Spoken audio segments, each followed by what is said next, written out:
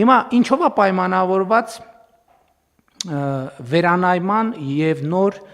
տնտեսական պարադիգմ որդեգրելու անհրաժեշտությունը։ Սրա համար կա մի քանի կարևոր պատճառ։ Առաջին պատճառը 2018 թվականից ի վեր, ըստ էության հեղափոխությունից հետո Հայաստանի տնտեսությունը աճել է ավելի քան 50%-ով։ Այսինքն ճշգրտված տվյալները կլինեն այս տարվա վիճակագրության, մենք վստահ ենք, որ թիվը կլինի 50-ից ավել, իսկ թե կոնկրետ ինչքան, դա արդեն ցույց կտա ժամանակը եւ վիճակագրությունը։ Մեկ շնչին ընկնող հնան ավելի քան կրկնապատկվել է 2018 թվականի հեղափոխությունից հետո կամ 2018 թվականից հետո։ Եվ եթե 2017 թվականին Հայաստանի մեկ շնչին ընկնող հնան 3872 դոլար էր, 2025-ի խիստ նախնական տվյալներով մոտավորապես 9400 դոլար է։ Եվ աճը 2.4 անգամ։ Իհարկե պետք է ասել, որ այստեղ դրամի արժևորումը նույնպես դեր է կատարել, բայց դրամի արժևորումն էլ է տնտեսական գործում։ Եվ շատ կարևոր տնտեսական գործում եկեք արձանագրենք նաև թե ինչ է նշանակում դրամի արժևորումը եւ ինչի արդյունքում է տեղի ունենում դրամի արժևորումը։ Կենտրոնական բանկի նախագահը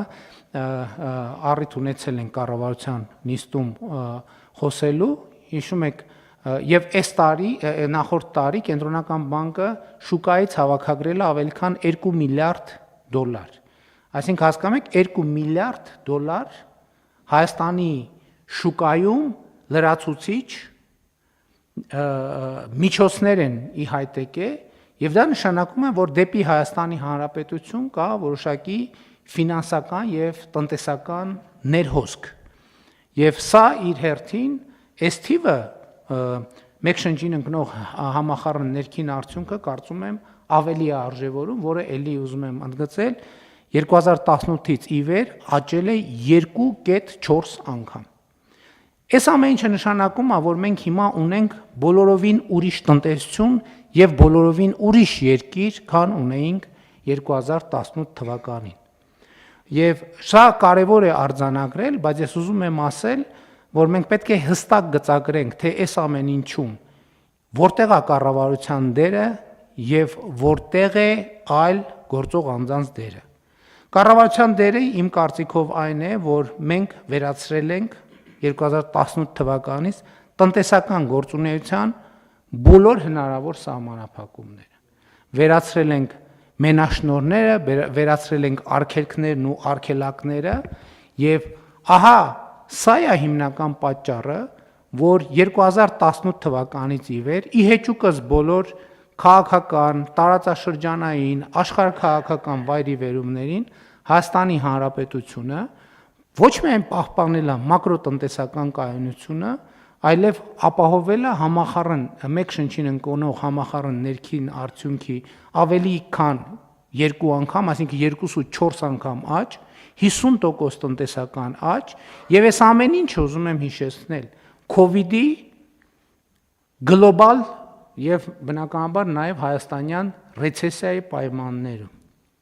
Եվ ուզում եմ ընդգծել, որ սրանում առաջին հերթին մենք պետք է գնահատենք Հայաստանում աշխատող, արդյունք ստեղծող մարդկանց եւ օրենքով սահմանված հարկերը վճարող մարդկանց, որովհետեւ սա չի կարող լինել եւ չէ կառավարության ձեռքբերումը,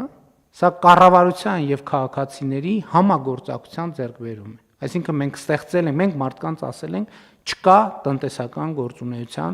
որևէ սահմանափակում եւ այդ բանաձևը տվել է իր կոնկրետ արդյունքները, որոնք արտահայտվել են առաջին հերթին տնտեսության, բայց պիտի հիմա այս հաջորդիվ կանդրադառնամ նաեւ քաղաքականության մեջ։ Ըստ էության մենք այս ամենով արձանագրում ենք, որ Հայաստանի Հանրապետությունում ոչ միայն քաղաքական համակարգն է ժողովրդավար, այլև տնտեսական համակարգն է ժողովրդավար եւ պիտի նաեւ ընդգծեմ, որ սա նշանակում է գործնականում, որ կառավարությունը չի միջամտել այնտեղ, որտեղ չպետք է միջամտեր եւ մյուս կողմից կառավարությունը միջամտել է այնտեղ, որտեղ պետք է միջամտեր։ Հավանիչ տեսանյութը եւ բաժանորդագրվիչ նորությունները բաց չթողնելու համար